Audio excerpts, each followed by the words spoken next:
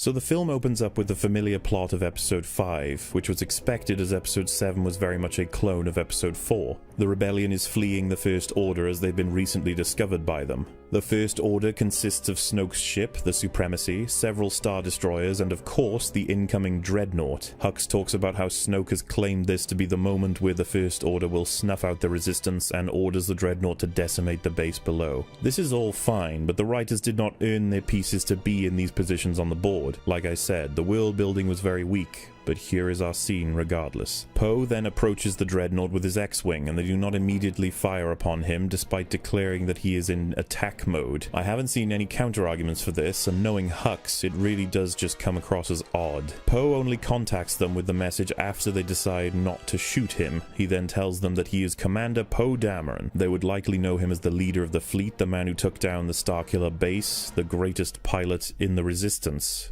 I had no idea we had the best pilot in the Resistance on board. So, again, why don't they shoot him? Hux has no intention to bargain with Poe. He makes a grandiose speech about power, and so you're left wondering why the writers have created this scenario. In mere moments, we understand why. They want to tell a joke. Poe says he wants to talk. Hux threatens him. Poe says he wants to talk again, implying that he didn't hear Hux at all, so Hux threatens him again. Then Poe asks to talk to Hux, the pasty, skinny guy. Hux fumbles with his colleagues trying to figure out why Poe can't hear him until an officer lets him know that he's being trolled. The word the subordinate uses is tooling. This then ends with Poe saying Leia has a message for Hux's mother, and Hux shouts, "Open fire." Jokes are complicated in discussion. This is because we can't tell people what they find funny. But when you break jokes down, certain elements can be measured. I, like many others, was under the impression that Hux was not only smart, but he was formidable, and a counterpart to Kylo Ren. This was the impression I got from scenes in The Force Awakens. We shall destroy the government that supports the Resistance, the Republic. Without their friends to protect them, the Resistance will be vulnerable. In Episode 8, Hux is given the wonderful treatment of being bumbling and stupid. He can't even tell when Poe is giving him a crank call. It is unfortunate because you can still write endearing scripts without relying on your characters being stupid to try and create comedy. Now, I'll only do this once, but what if Tarkin were alive and Poe were able to speak to him? Ryan wouldn't dare try and humiliate that character, I hope. And so how would this hypothetical situation go? Just for the fun of it, let's run the same scene but with Tarkin instead. Hi, I'm Commander Poe Dameron. I've come to negotiate with Governor Tarkin. Is he there? Whatever negotiations you wish to engage in, Commander Dameron, I warn you, the best I shall offer is a swift death. Surrender now and I shall accommodate such a request. Hello? Tarkin? Is he there? Tall guy, kinda pale. Your obvious attempts at humor during a most desperate hour for your comrades only reveals your weakness.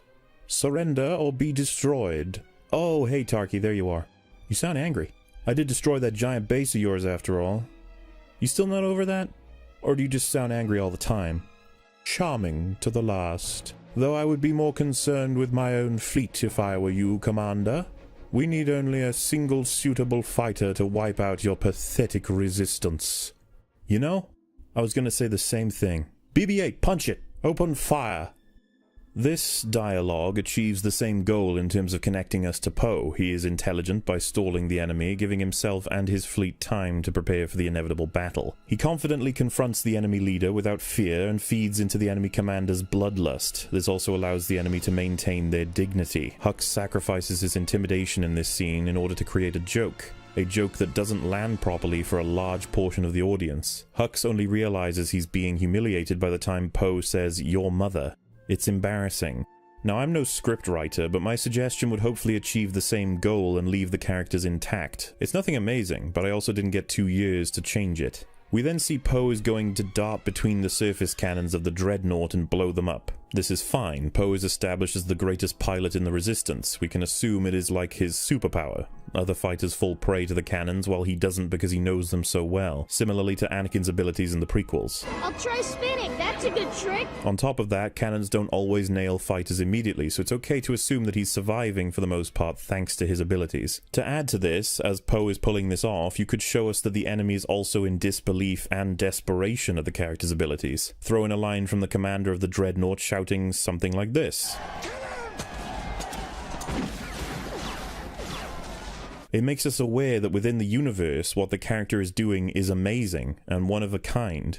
He's a hero. Instead of this, we have a very clumsily written line to attempt to explain this scene. The Dreadnought commander says that the ship is too small and at too close of a range to shoot, and they will need TIE fighters to bring it down. This is ridiculous. The surface cannons are made for destroying these small and nimble fighters. That is their purpose. Sure, they miss, and that's fine, but to say that they can't hit him as a result of their design? That's preposterous. What is the point of the cannons if they can't shoot fighters by design? Is it only to shoot the bombers? Because as the film proves to us, we don't even need the cannons for the bombers to be decimated. How does technology that advanced from the past get worse? The surface cannons in the OT were more than capable of decimating fighters. Watch yourself, increase speed full throttle.